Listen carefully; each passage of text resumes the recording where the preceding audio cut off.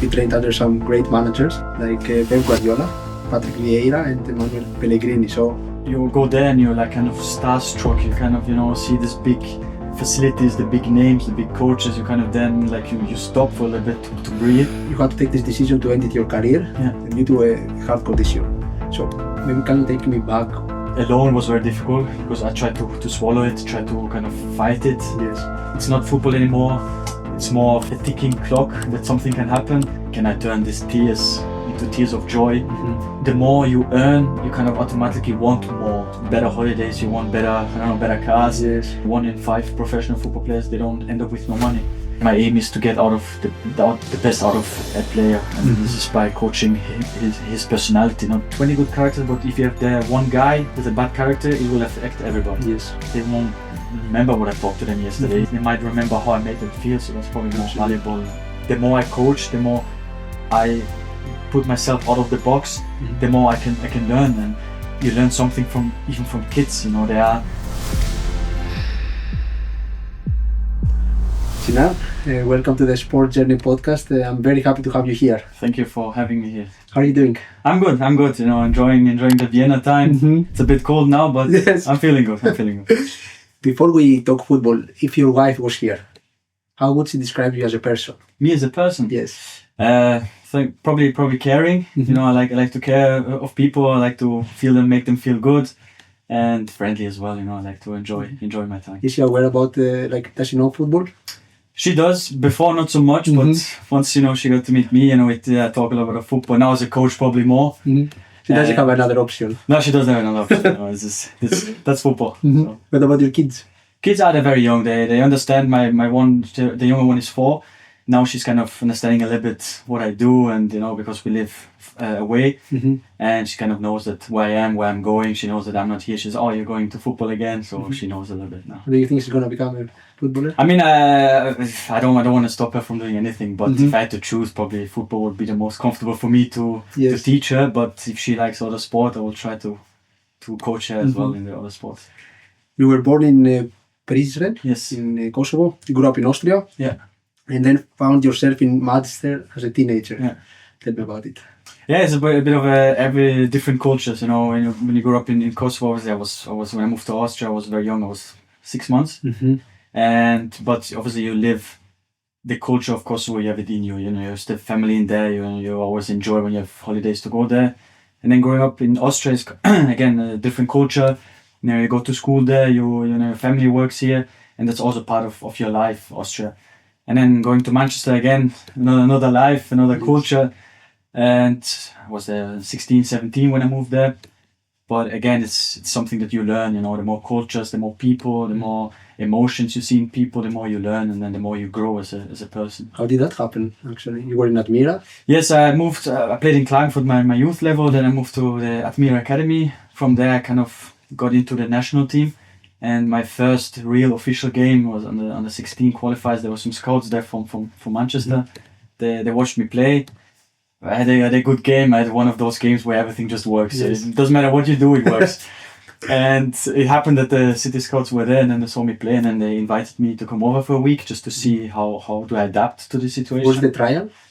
It kind of more as a welcoming week, so to see, do you even like it? Can you adapt to this, because obviously it's completely different to what I'm used to, but it was good. I had a good week, and then again I had a bit of luck again, because there was a friendly game I used to play, but the game got cancelled because of rain, and then we had a game where we played 10v10 just ourselves, and again I had a very good game. Okay. And then kind of from there on they said that they really liked me, and they would hope that it was good for me to come over to Manchester. Did you realize back then that this chance could change the life of your family?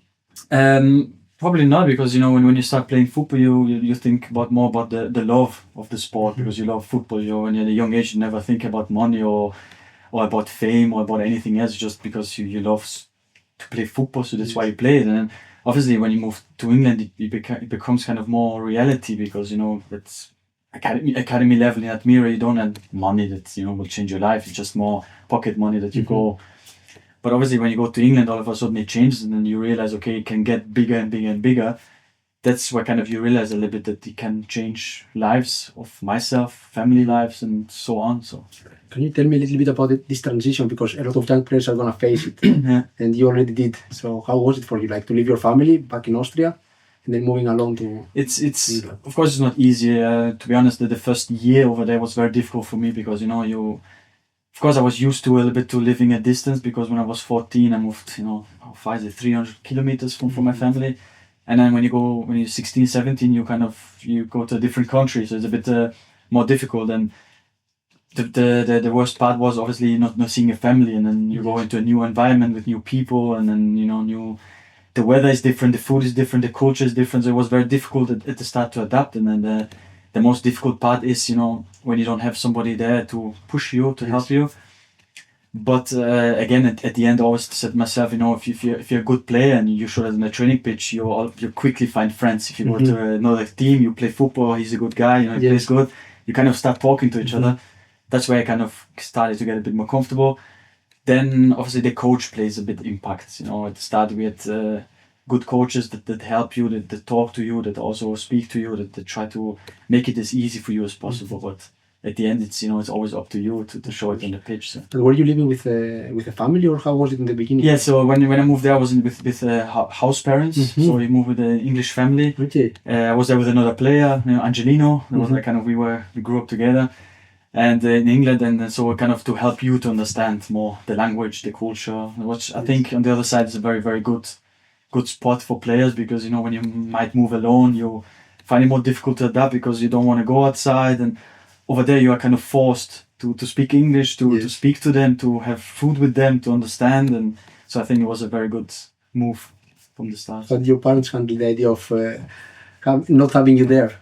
I think the most difficult probably my mom, because she kind of the mothers are always more emotional than the dads. The dad was like, you kind of show emotions, go in, but the mother always a little bit more emotional, and always not easy when you see a mother crying. But on the other side, I try to turn it into a motivation rather than emotional. To make them proud. Exactly. So it's a kind of, okay, can I turn these tears into tears of joy if in the future? And then so this was kind of the idea and the motivation I had. So. And you probably did, because I saw that you trained under some great managers like Pep Guardiola, Patrick Vieira, and Manuel Pellegrini. So how was it for you actually, like the people you used to watch in the TV, to train under them? Yeah, it was very, very, very different, because you go there and you're like kind of starstruck. You kind of see these big facilities, the big names, the big coaches. You kind of then like you stop for a little bit to breathe.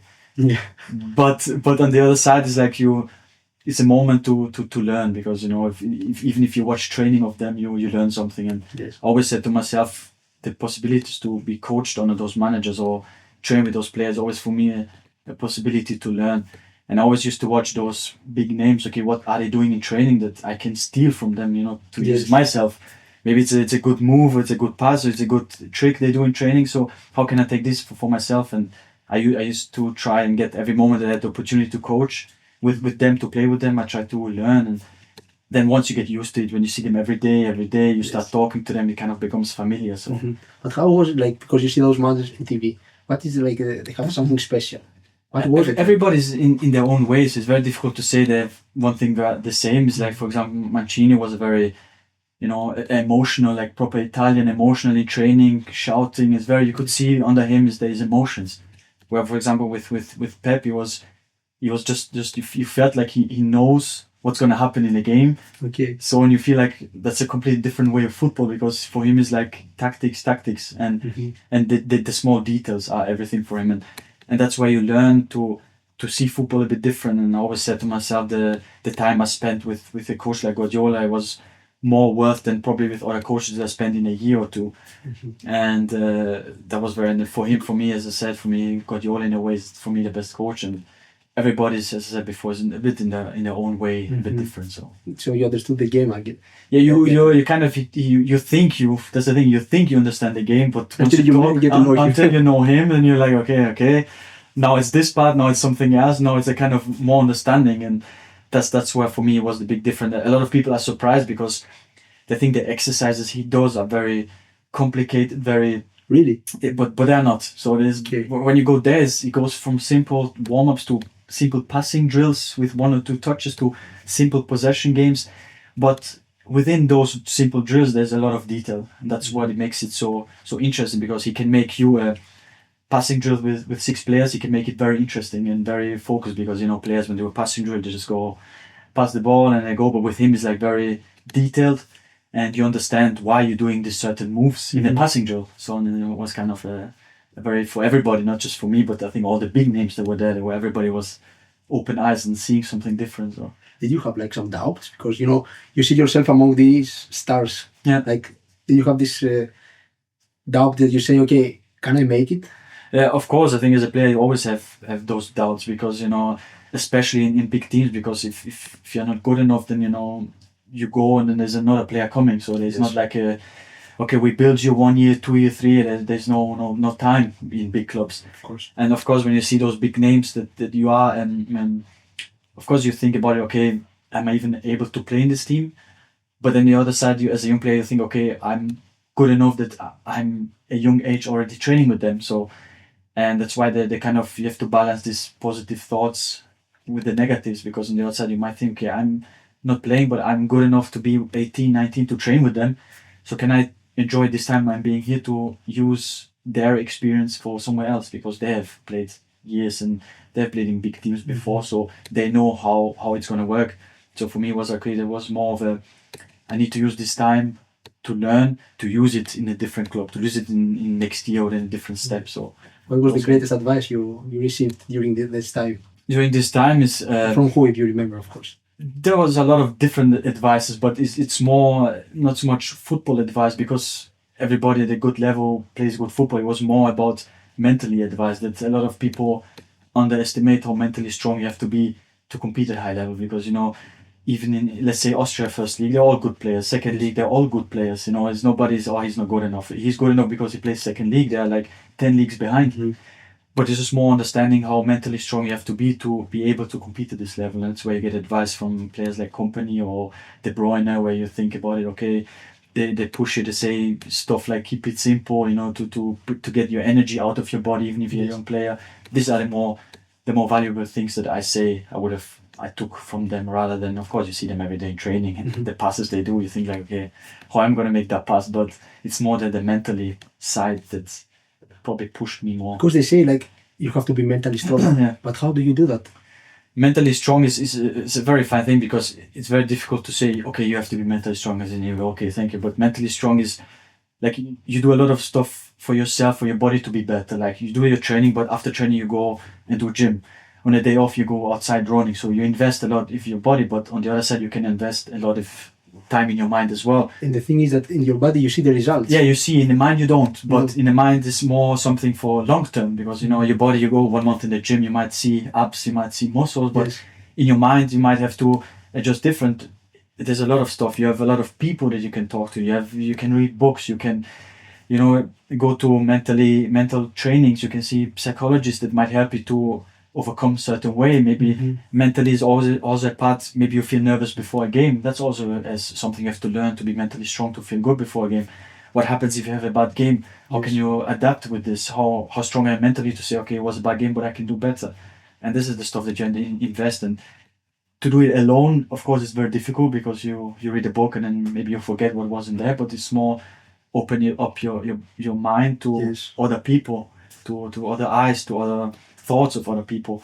And that's what I would probably suggest to players, to just speak. That if you have something, don't leave it, because it's going to stay in your body. Just speak and ask for help, ask for opinions. That's the best part. It takes a while, I think, also if you work on your own. Of course. If you do, and I mean, we're going to talk later, but again, for me, at that time when I had to stop, I tried to do it myself, but it's not possible. So that's what I want to ask you, because you finally had this time of belonging, okay? 22 years old, if I'm not mistaken. You're training under these great coaches. Yeah. And then you have to take this decision to end your career due to a heart condition. So maybe can you take me back? How did this thing happen? And how did you react? Yeah, with the heart condition was more something that I was born with. But you didn't know until then? Yeah, exactly. So I didn't know until I was 22, because the doctors then said, we saw it now because you are like, your body is fully grown. So at that time I was still kind of growing, and my body was still growing as well.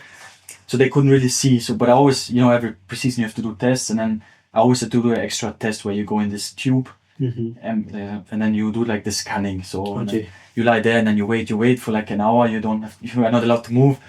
And then after, they always used to say, okay, Sinan, all good, go play.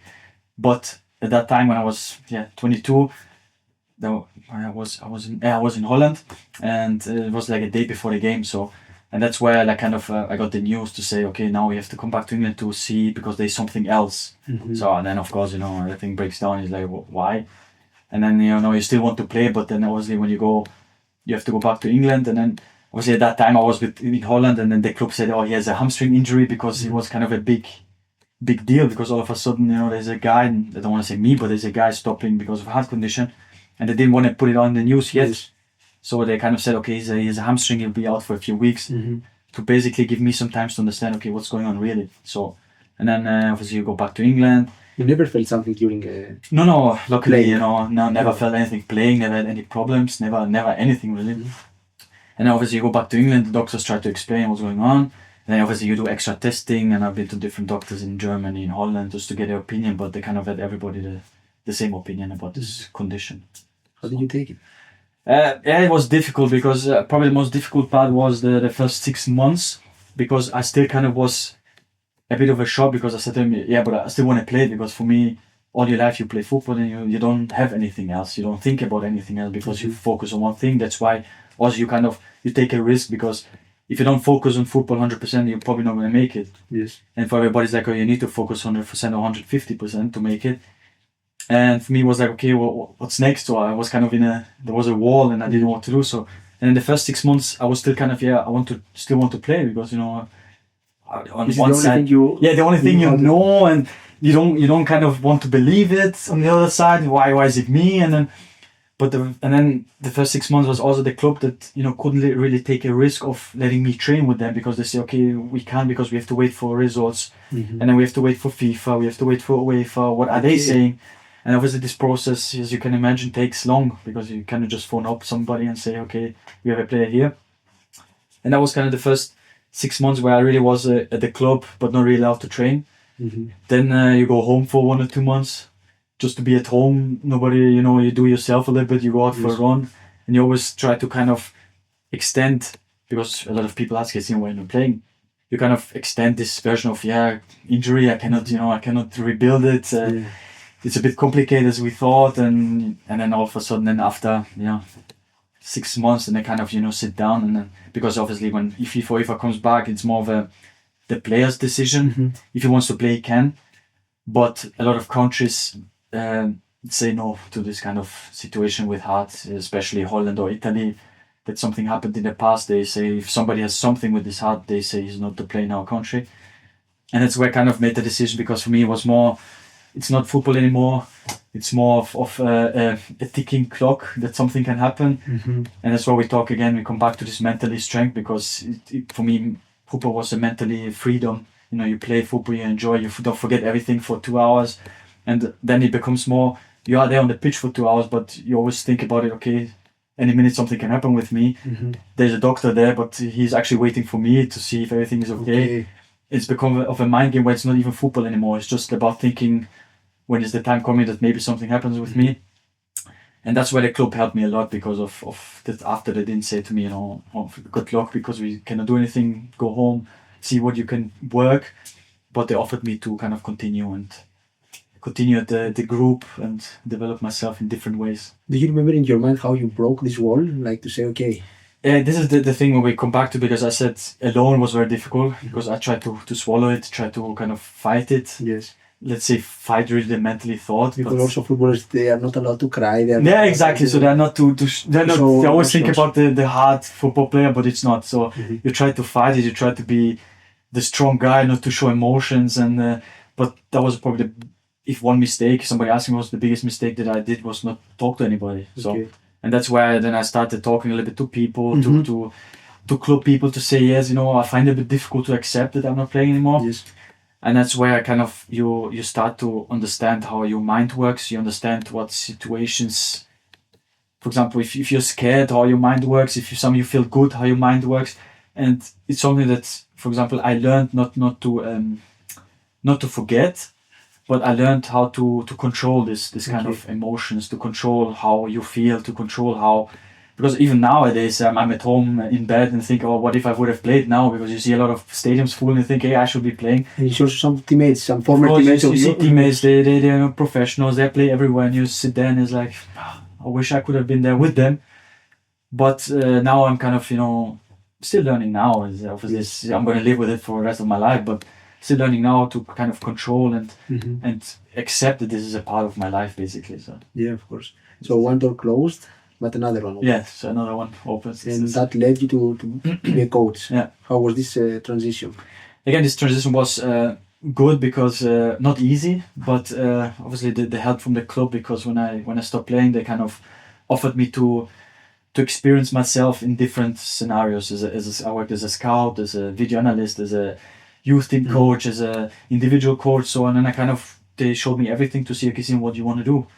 And that's why I kind of decided to be a coach, because I did everything before. The coaching was the last option to kind of try, and the last one was the best, because I felt back on the pitch again. You put your boots on, you smell the grass, the ball, and you kind of feel again, okay, now I'm back on the pitch.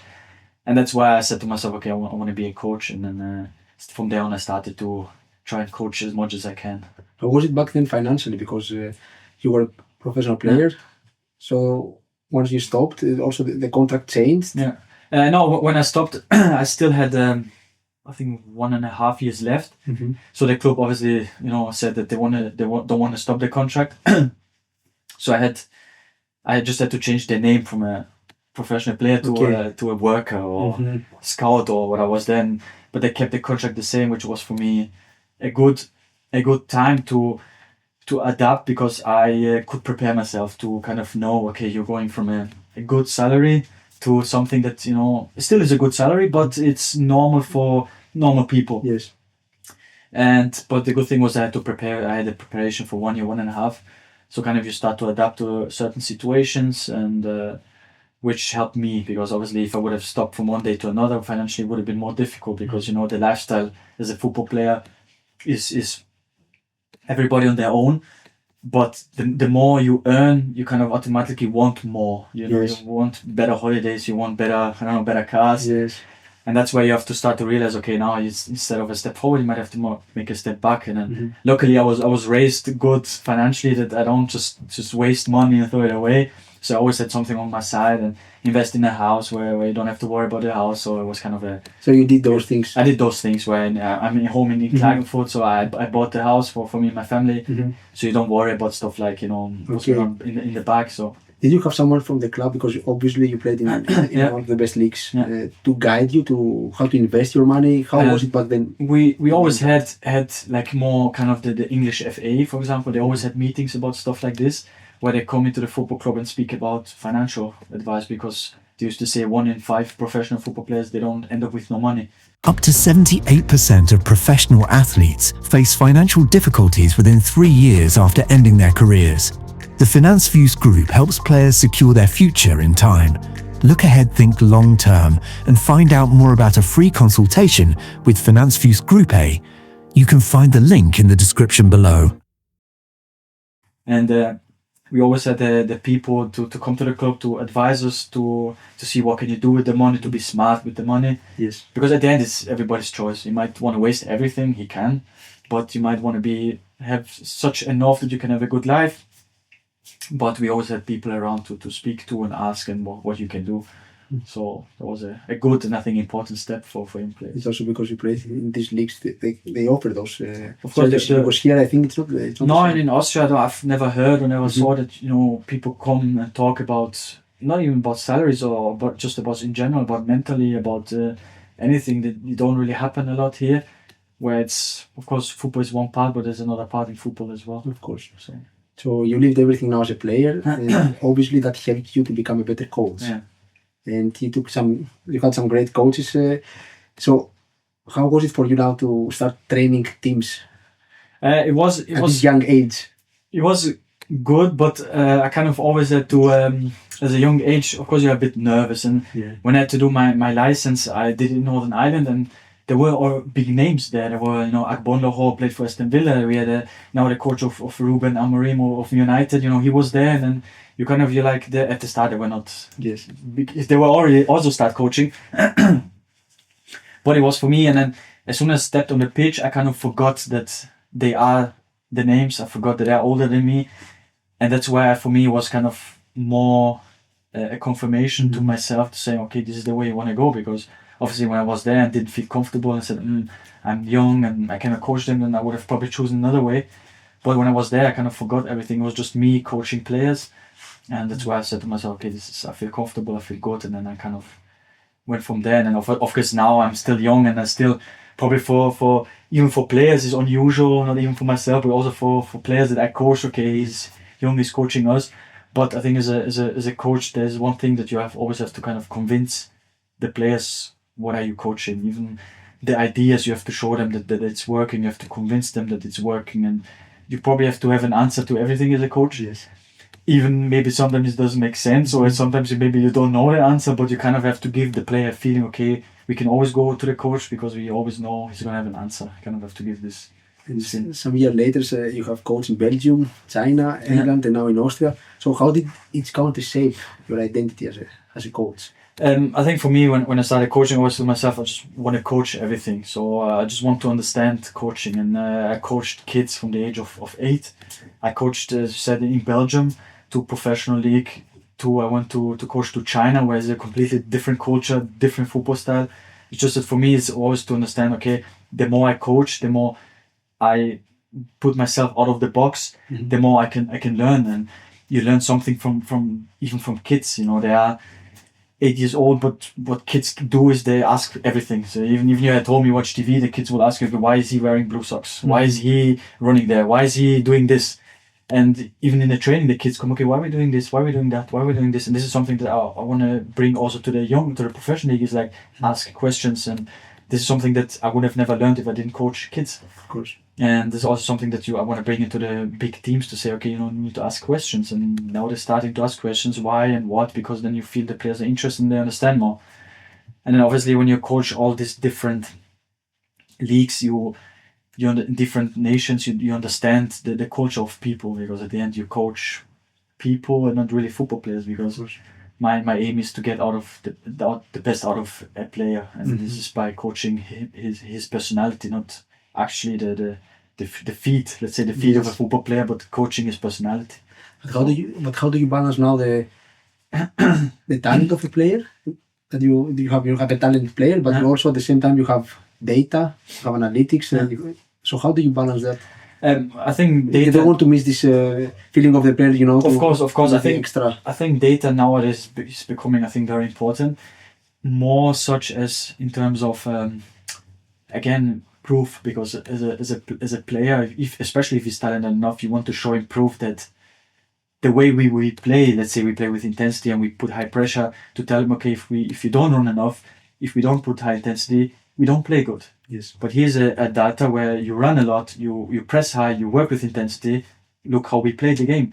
And that's why I say that always as a player, especially this data, it doesn't have to be a lot of information, because when you put on the wall numbers, and the players are gonna go, what the Yes. Sorry, it's the word, but they say, oh, what is this? But it's more to simplify and to actually show the players proof that the way we want to go into a game, that it's working.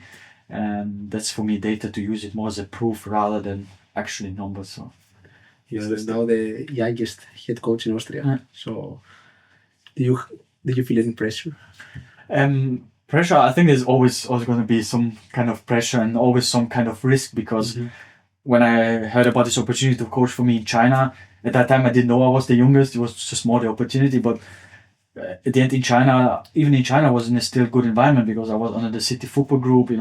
There was always opportunities to go back to City, maybe coach there. I always said to myself that even if let's say you don't take the risk, there's also kind of a risk, because you never know where you're going to end up. You might end up always in the same place, so you will take that risk of always being on the same place.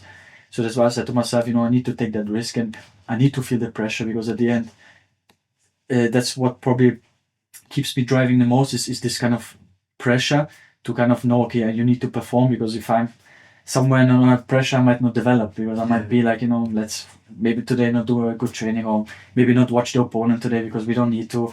But here, you have this kind of pressure. You have to be on your toes, even as a coach. You have to watch games, you have to watch trainings, you have to see, to be up to date. To be up to date, and this kind of the pressure drives you and makes you better as a person. So that's why I kind of try to take a positive pressure out of it. So now you came to a club that every year has new players. Yeah. So how do you integrate the young players with the old one, but also because you're so young? How do you find this balance? Yeah, of course, it's a lot of. I think what the club did well this year. Again, they went very young. I think we are the second or third youngest team in the league. But what they did well is they took very good characters of players, because it's very difficult to coach a bad character. And you can have 20 good players, 20 good characters, but if you have the one guy with a bad character, it will affect everybody. Yes. And that's the step that the club did very well. That luckily, me as a coach, I have a group of 20, and they are a very good 20 good characters that,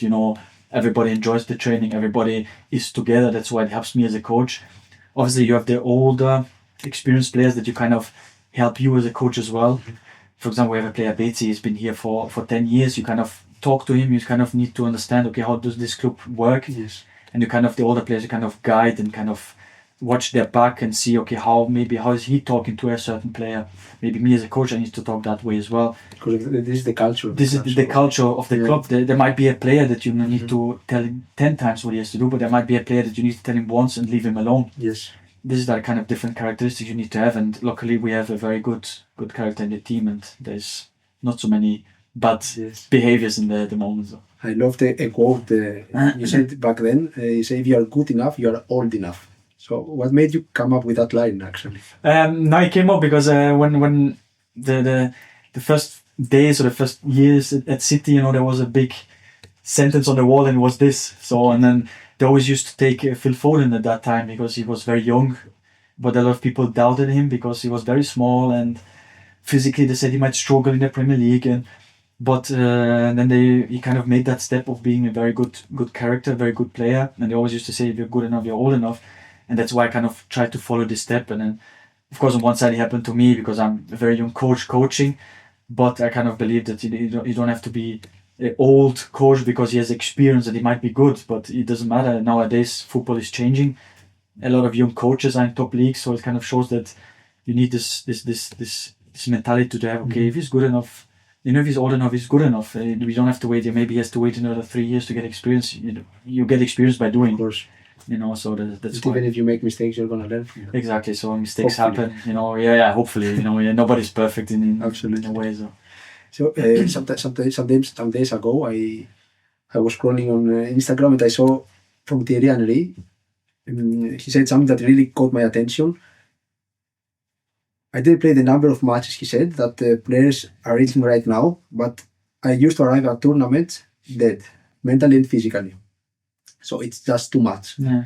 So after that, I just looked at some numbers, and I found out that by the age of 22, Benjamin Sesko has already played almost 16,000 minutes, Erling Haaland around 14,600, and Alexander Isak close to 12,600. And meanwhile, at the same age, Lewandowski, roughly 12,000, Henry about 10,000, and Ibrahimovic 7,000. So players, they are not just reaching their peak earlier, they're also carrying an incredible load. So how do you see this development of I think you mentioned good the numbers, because nowadays is a lot of hours you put in, and a lot of kids, they go to let's say with the age of 6, 7, they go to big teams because obviously they've good structure, but at the end I always say the same with my nephew. He's in Klagenfurt and he offers to go to different teams a bit more abroad, but I always said to him, he's 6, he's now 7, and he doesn't need big teams, big names now. What he needs now is hours of training, and that's why they made the decision to stay where he is, but to give him more hours, because if you go train 3 times a week in a big team, but you had your local team, but you train 5 to 6 times, maybe if you're individual as well, after 1 month you have 2 or 3 times the hours that you would have done in a big team. So that's why if you do more hours as a young player, it will be in a positive way at the end. obviously you see all these big names, Haaland, Šeško, they played so many hours at a young age because they have this kind of, Haaland, he didn't play at Real Madrid youth. He came from Norway, and this kind of, it shows why, because he played there and a lot of training, a lot of hours, and then he developed himself up. Obviously now football has changed a bit because more competitions and, more leagues and more games. That's why you reach those hours a little bit earlier.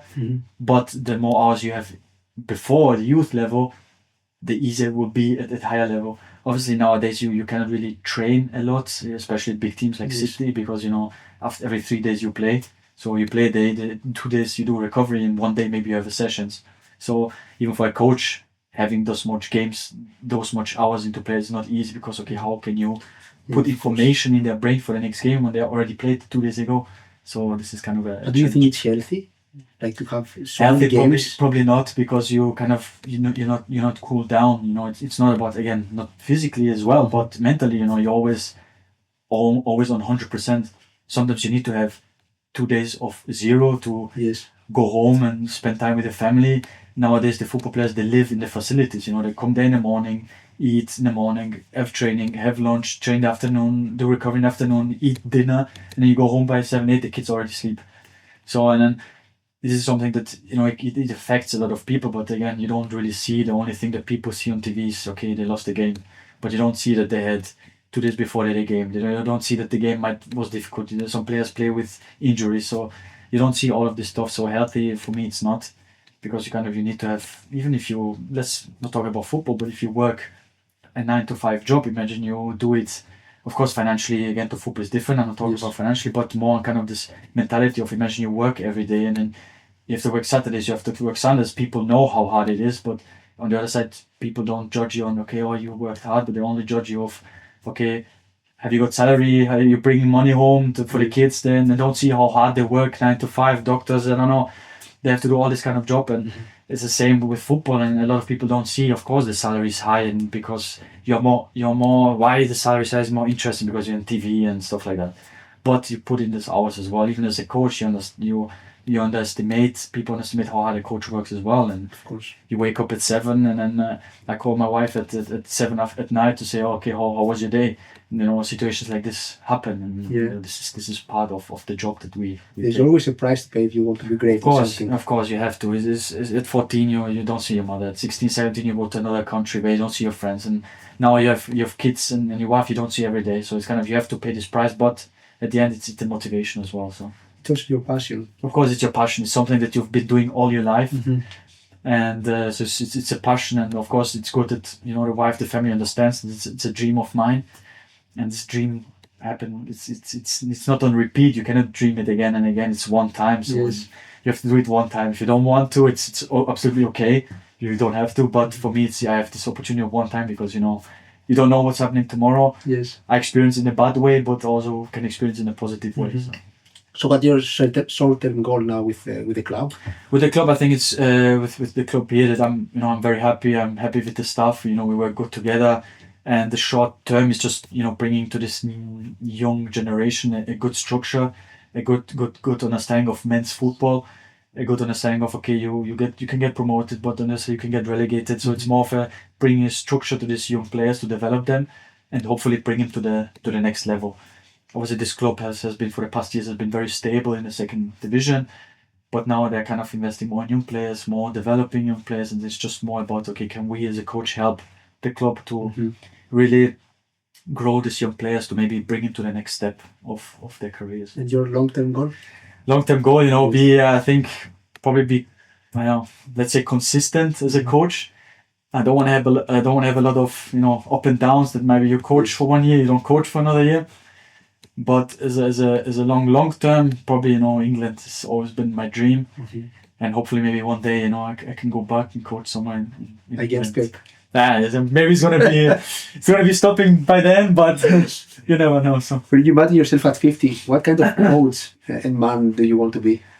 I think I want to be more remembered of the person I was, rather than the coach, because on one side, people might forget what you've been talking about 1 year ago. So maybe, even, this interview we won't forget because we can watch it, but we might forget what we've been talking about, in the room 10 minutes ago. You might forget, but you maybe have good remembering of how I made you feel. So maybe you say, oh, Sinan came here, was a very nice guy.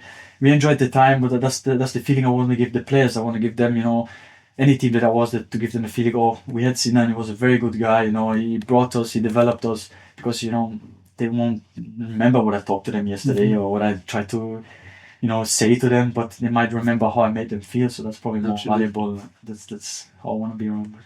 If you could send a message to your 23-year-old self right after the diagnosis, what would you say?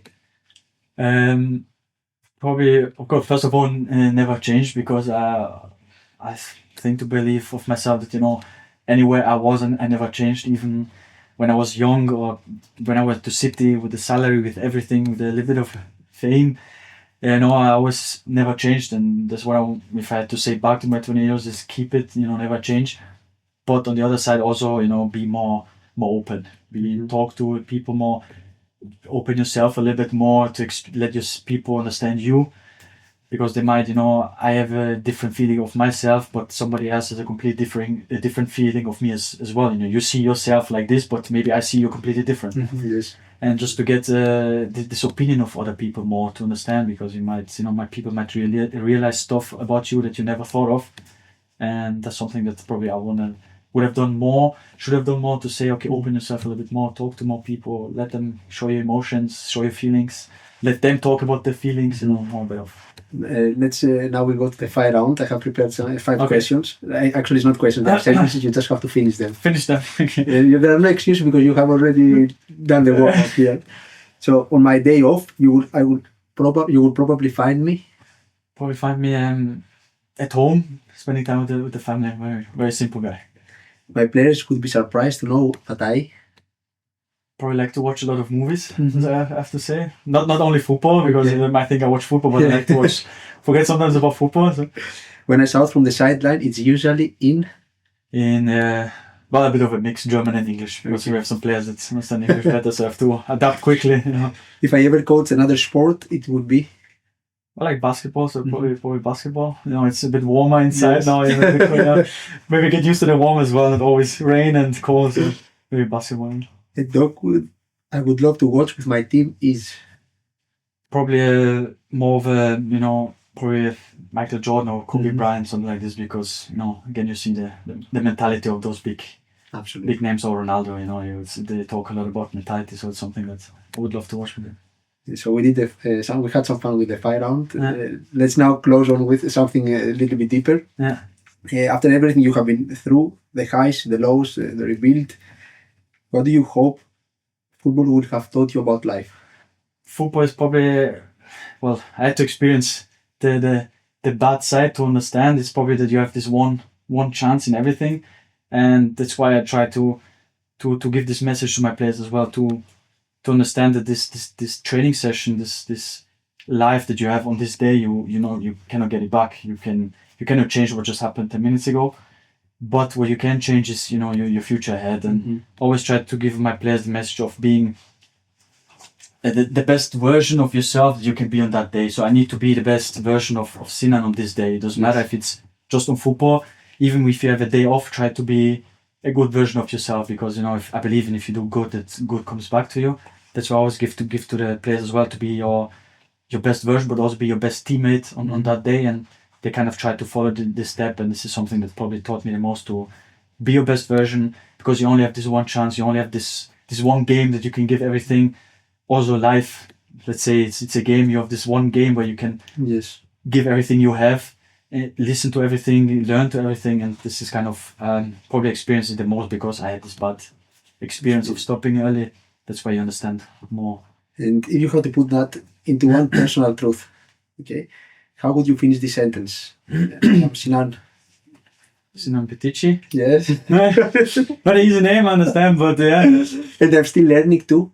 I'm still learning to, probably if you talk about life, to learning, it's accepting. It's learning to accept that I'm kind of have a different life now, that I'm still learning to accept that I'm not playing anymore. So that's probably the hardest challenge personally for me, what I have to kind of understand, okay, I'm still learning even now after 7-8 years.